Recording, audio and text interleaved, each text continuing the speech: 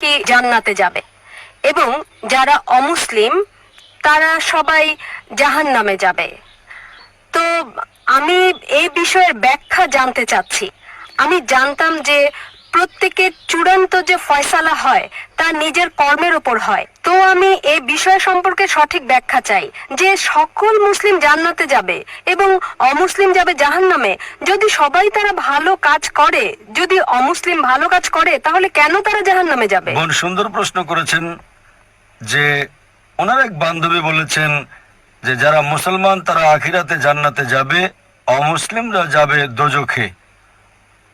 মুসলিম মানে সে যে শান্তি অর্জন করে আল্লাহ সুবহানাহু ওয়া তাআলার নিয়ম অনুযায়ী চলে, কোরআন ও হাদিসের অনুসরণ করে, তাকে বলে সঠিক মুসলিম।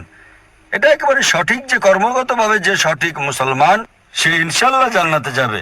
কিন্তু আপনার প্রশ্ন হচ্ছে যে অমুসলিম